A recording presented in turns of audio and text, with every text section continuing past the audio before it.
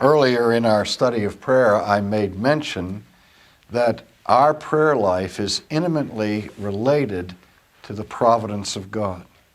And we talked about how it's God's provisions that we are praying about and for when we entreat Him in our communication of prayer. But when we look at the doctrine of divine providence, we recognize that God governs the entire universe and all things in it, and that He is sovereign over everything that takes place. And as soon as we begin to wrestle with the sovereignty of God over His creation and really examine the fine points of the doctrine of providence, one of the first questions we encounter is, well, if God is sovereign, and if He ordains everything that comes to pass in some sense, what use is there in praying? Why should we pray at all? I get that question all the time. And of course, the simple answer, the easy answer, which doesn't satisfy too many people, is that God not only ordains the ends of the universe and of human history, but He also ordains the means to those ends. And just like He sovereignly has a plan of salvation that He is unfolding in history, part of the way in which He works out His plan of redemption is through the preaching of the Word.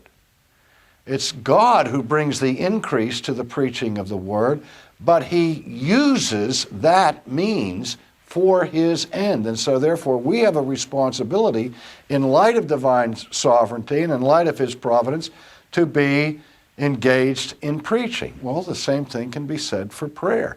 God works in and through the prayers of His people. And so it's not that the New Testament says, well, God is sovereign, so you can just go back and put up your heels and take a nap and don't be engaged in preaching or in praying or in any activity. On the contrary, it's because God is sovereign that we get so excited about the whole role of prayer, because in His sovereignty, He has so designed His plan of salvation as to work through the prayers of His people. And that's why the Bible again and again encourages us, not only encourages us, but commands us to be actively involved in prayer. Well, then the question comes, well, do you mean then, R.C., that prayer changes God's mind? I get that question a lot. Let's look at that. Does prayer change God's mind? And I say, well, if we ask the question in that manner, obviously, to ask that question is to answer it. I mean, the only answer I can give to it is not simply by saying, no, prayer doesn't change God's mind. The only real answer I can give to that question is, of course not. What could be further from your imagination than that your prayer or my prayer would have the power or the influence to change the mind of the Almighty? I mean, just think about that for just 2 minutes, and you will see that to ask the question is to answer it. Because what would have to happen for God to change His mind?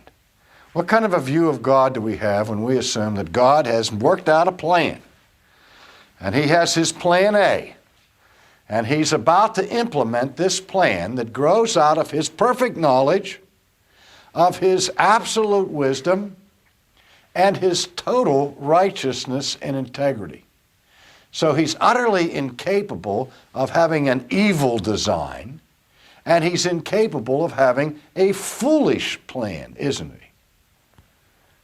And so He has His plan A, and He's going to implement it, and then all of a sudden, something He hasn't anticipated takes place. You begin to pray. And you say, well, God, could you please change this plan a little bit? I would prefer that you do it a different way.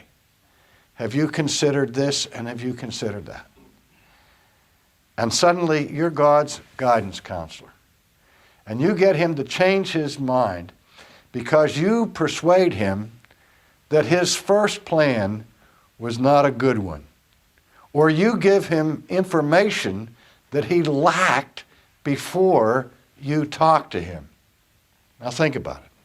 What kind of a God do you have if you think that you have to inform him of the details of what's going on down here? Well, the scriptures tell us that the Lord knows what you need before you ask of it. And what's the conclusion? Therefore, you don't need to bother to ask. Isn't that amazing? That the Father, who knows everything about it, he knows every hair on your head, he knows every thought in your mind, every word that is going to, before it's even formed on your lips, he knows what you're going to say before you say it. There's nowhere that you can escape from his presence. He knows you inside and out. And he knows what you need, but he still says, come and tell me what you need. Now, beloved, when he does that, that is not for his benefit. It is not for his education. And it's not for his edification. Who's it for? The answer's obvious, isn't it? When he asks us to come and tell him what our concerns are and our needs, he's inviting us into the sacred presence of the Almighty in heaven itself and to say, come and talk to me. For our benefit. Because we walk away from that communication, from that experience of speaking our needs and our concerns before the Lord, encouraged and at peace because we have been with him in that discourse. But let's not flatter ourselves to the place where we think that our wisdom is greater than his wisdom, or that our knowledge is such that we can give him information that he didn't previously have. Well, again, when I give that kind of an answer to people, to the question, does prayer change God's mind? When I say, no, it doesn't change God's mind, because God's mind knew what you were going to pray before you prayed it. And that knowledge was factored in to his plan all along. Well, then you say, well, then again, that sounds like it's all programmed and there's no reason to pray. Well, let's ask the question another way. Not does prayer change the mind of God, but does prayer change things? Does prayer have any impact on what actually comes to pass? And the answer to that biblically is yes. And not just a simple yes, but a by all means. Let's take a moment to look at James's teaching on this subject in the 5th chapter of his book, beginning in verse 13. We read these words. Is anyone among you suffering? Let him pray. Is anyone cheerful? Let him sing psalms. Is anyone among you sick? Let him call for the elders of the church. Let them pray over him, anointing him with oil in the name of the Lord. And the prayer of faith will save the sick, and the Lord will raise him up. And if he has committed sins, he will be forgiven. Confess your trespasses to one another and pray for one another that you may be healed. The effective, fervent prayer of a righteous man avails much. Elijah was a man with a nature like ours. He prayed earnestly that it would not rain. And it didn't rain on the land for 3 years and 6 months. And he prayed again, and the heaven gave rain, and the earth produced its fruit. Now, first of all, you have to understand something about the kind of literature that I just read from this book. James, the book of James, is called the only book that fits the genre or the literary category of wisdom literature in the Old Testament. It's very Hebrew in its orientation. You don't get long, abstract, developed arguments in James. Rather, you get, for the most part, aphorisms, short, pithy statements that incorporate truths that are given without all the detailed qualifications that you might find in the didactic literature, for example, in the style of the Apostle Paul. So you have to be careful when you read this, because some read it and says, well, wait a minute. He says the prayer of faith will save the sick, the Lord will raise them up. as if this were an absolute promise to every inquiry. We know in the New Testament that there were the prayers of the saints to which God said no. For example, by inference, we'll take a look at what happened when Peter was thrown into prison. And the disciples gathered together to pray fervently for Peter's rescue. Do you remember that event? And as they were praying, there's a knock at the door. And somebody goes to the door and opens the door and sees Peter standing there. And what happens? Closes the door in his face. Said, Peter's ghost is out there. I mean, God answers the prayer, and when the answer to prayer is right before their eyes, they still don't believe it.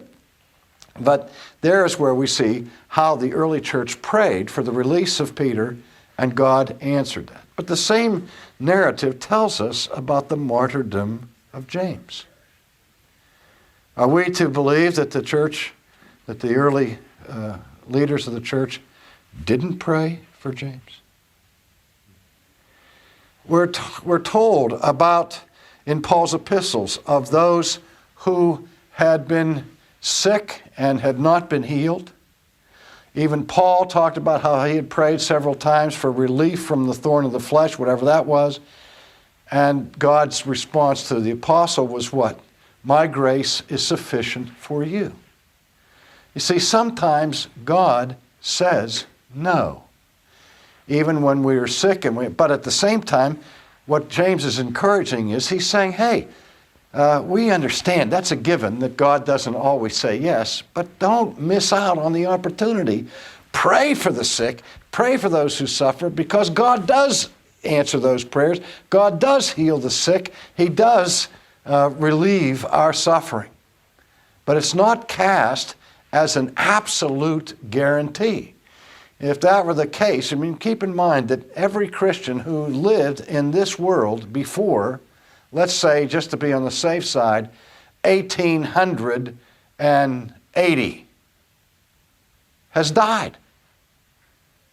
Because Christians die. Not just unbelievers, but Christians die. And when Christians get sick, there are always Christians that pray for Christians that get sick. And at some point, the Christians die. And that was true of every apostle in the New Testament. There is no absolute guarantee that Christians are going to escape suffering, pain, and disease, and so on. We know that. But nevertheless, we still are to be encouraged because there's a massive impact from that prayer that God does at times heal people and restore them and also alleviates their suffering. Sometimes he says yes, sometimes he says no. Now, one of the things that's really misappropriated from this text is that James said it's the prayer of faith that will save the sick. And so we've had a whole theology emerge in the popular culture associated with so-called faith healing. So that if you are not rescued from your malady and delivered from your disease, then obviously the problem is you didn't have the faith. And if you have true faith, you'll never be sick, you'll always be cured, and so on. God always wills healing. You hear that kind of theology. You just have to name it and claim it, and so on. This is such a gross distortion of the total picture of what prayer is supposed to be and do in the Bible. I've had people tell me that if you pray for somebody and you say, if it be thy will, O Lord, please raise this person up, that is a sin. It's an affront against God to say, if it is God's will, because God always wills that. I say, wait a minute. If it is a lack of faith to say, if it be thy will, what does that say about the posture of Christ's prayer in the Garden of Gethsemane? The greatest teacher we have on how to pray is Christ himself. And when he was faced with his great passion, his ultimate suffering, that none of us can imagine what it was like to have the cup of God's wrath set before him. We can't imagine that. And he in agony, sweating beads of blood, is on his face before God in the Garden of Gethsemane, and he says, "O Lord, if it be thy will, let this cup pass from me." Was that an act of unbelief on Jesus' part? By no means. And he hastened to add, "Nevertheless, not my will, but your will be done," which is also mentioned by James, those two little words, Deo volente. Don't say that you're going to do such something next week or next month or next year without saying at the same time, Deo volente. God willing, I will see you next week. But God may not be willing. God may take me between now and then. Or God may put me on my back and incapacitate me so that the plans that I have prepared for next week will not come to pass. Because God doesn't will it. You see, faithful prayer, true faith, what faith is in its essence is trust. And the prayer of faith is a prayer that trusts God for the outcome, even if he says no. That's what Jesus teaches us in Gethsemane. Nevertheless, not my will, but thine be done. So that if you want me to take that cup, I'm going to trust you while I'm drinking the cup. That's the posture of Job. Though he slay me, yet will I trust him. And so again, we go back to the principle, the premise I've been repeating, that when we pray, remember who it is we're talking to. Remember who it is whose will is sovereign. And God's will does not always agree with my will. And aren't you glad? Because if it did, that would make me God. And I guarantee you, I would be an extremely poor substitute for the one who already holds that position. All right. So saying if it be thy will is not an act of unbelief, it is an act of trust. Trusting in God and in his will. Nevertheless, having said all of that, again, James will not allow us to retreat into fatalism, where we just say, que sera, sera, what will be, and I don't have to be engaged in serious prayers. But he goes on to say, the fervent, effectual prayer of a righteous man avails what? Everything? No, but it avails much. And that answers the question, does prayer change things? Yes. A whole lot of things. Does it avail for anything? Yes, it avails much. But again, he doesn't say the cavalier, casual, insipid prayer of an unrighteous person avails much. It's the fervent prayer that avails. And the fervent prayer of a righteous person relatively speaking. So what about fervency? Well, it's not that we have a Richter scale that measures the emotional intensity of every prayer, but fervency means praying with some degree of passion. And that passion should be in proportionate relationship to the severity of the need and the seriousness of the thing. It's not that we just scream and yell and carry on in church on Sunday morning so that we can exhibit passion over who's going to win the football game that afternoon. No. Passionate prayer should be fitting serious and severe needs.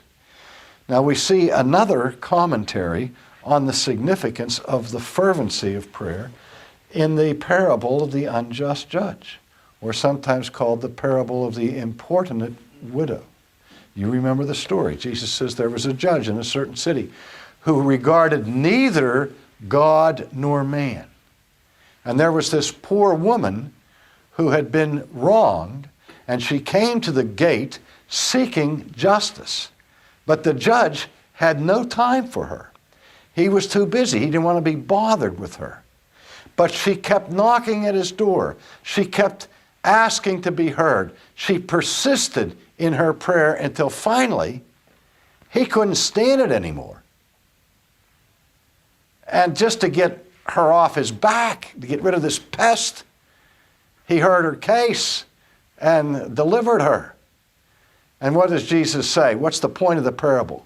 Jesus doesn't say, oh, okay, just like this woman pestered this corrupt judge until she finally got what she wanted, so you have to pester the unjust judge who rules heaven and earth until you can finally get a hearing. That's not his point.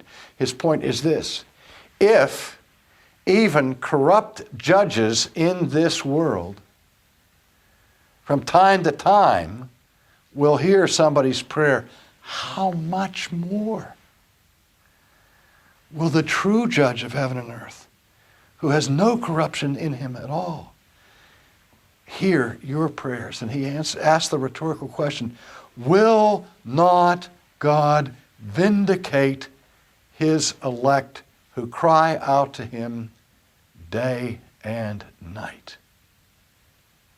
Again, Jesus is talking about the efficacy of prayer. In fact, at the beginning, we're told, and Jesus taught them a parable to the end, what? That men ought always to pray and not faint. That was the point of this parable. That's the point of this series, that we want to emphasize what Jesus taught in that parable, that we ought always to pray and not faint. And if we feel from time to time on the edge of fainting, if we feel like we're about to give up, the chances are we have been lax in our prayer, because there is a corollary between prayer and courage, prayer and hope. So the next time you're thinking of fainting, remember that the fervent, effectual prayer of a righteous person avails much. And it is a mandate, but again, it is one of the greatest privileges that God has given his people, that we can come to him where no one else cares and nobody else wants to listen. He cares and he will listen.